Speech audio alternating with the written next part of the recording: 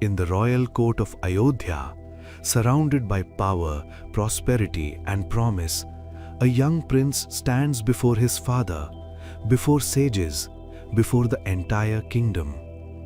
He speaks words of dispassion. He is not angry. He is not rebellious. He is not depressed in the ordinary sense. He is disenchanted. And instead of diagnosing him, instead of advising him to enjoy life, the greatest sages of India fall silent and listen. This is not the story of someone running away from life. This is the recognition of someone who has seen through it. This is Rama speaking from dispassion, and this is Sage Vishvamitra recognizing the unmistakable signs of awakening. Sage Vishvamitra begins with a profound statement. This is the characteristic of a mind that has realized what is to be known, that enjoyments no longer appeal. Modern culture tells us, if nothing excites you, something is wrong.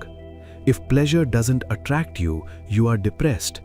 Yoga Vasishta says the opposite. When truth is glimpsed, pleasure loses authority. Dispassion is not hatred of the world, it is freedom from hypnosis. Just as a child loses fascination for toys, not by force but by growth, Rama has outgrown the promises of enjoyment. Further, Sage Vishvamitra gives a deep mental diagnosis. Through contemplation of sense objects, bondage gains strength. Bondage is not created by action, it is created by repeated mental engagement, not by what you do, but by what you chew on inwardly. For example, you may not be rich, but you are constantly imagining wealth. You may not be famous, but you replay validation in your mind. You may not indulge, yet the inner movie runs endlessly. That inner repetition is bandha or bondage. And Vishvamitra adds the cure. When that contemplation subsides, bondage attenuates. Freedom does not require destruction of the world, it requires silencing the inner projector. Here is one of the most important verses. The wise declare the weakening of vasanas or unconscious tendencies to be liberation or moksha. Conversely, the strengthening of vasanas is described as bondage or bandha. Liberation is not an event. It is not fireworks, it is not an altered state, it is the weakening of unconscious tendencies. You are bound not because the world exists, but because the world echoes inside you even when it is absent. Liberation is when desires arise faintly, not compulsively. Memories lose their emotional charge, the future stops seducing the mind. Nothing dramatic, just quiet authority returning to awareness. Sage Vishvamitra makes a compassionate but sobering observation. For most people, realization arises only after suffering or disillusionment. Why? Because as long as pleasure seems valuable, the inquiry into truth does not begin. Suffering is not punishment, it is information. It reveals the unreliability of pleasure, the instability of relationships, the exhaustion of chasing meaning externally. Rama's greatness lies here. He did not wait for tragedy. He saw the inherent worthlessness of sense satisfaction early. This is rare maturity. Here, Sage Vishvamitra defines wisdom with stunning clarity. He who knows the truth and for whom the knowable is known, to him sense objects do not appeal, naturally or forcibly. A wise person is not one who controls desire. A wise person is one to whom desire no longer makes promises. This is crucial. Suppression still keeps desire alive. Wisdom makes desire irrelevant.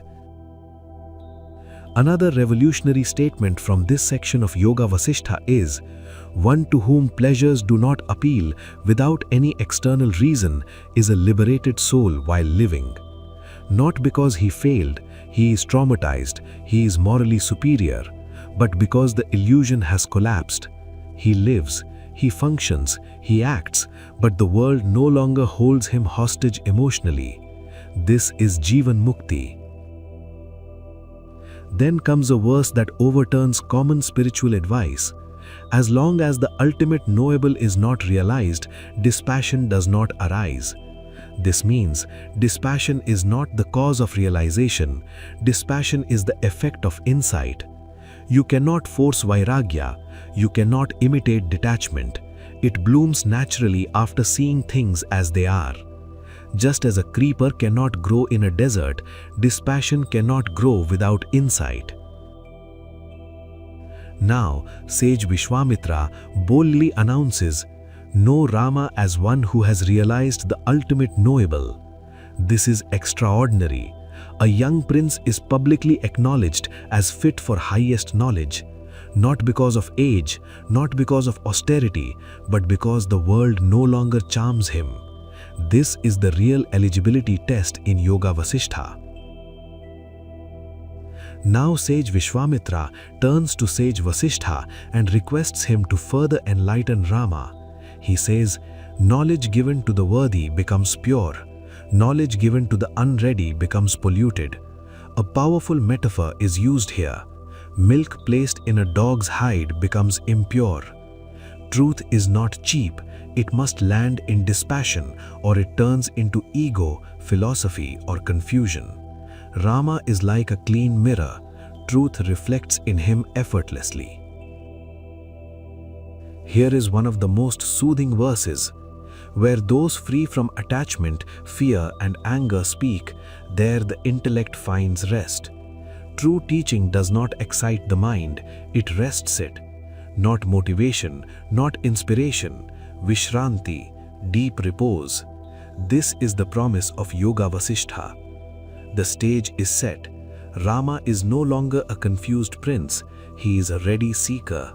And now the teaching will begin, not to create wisdom, but to remove the last traces of ignorance.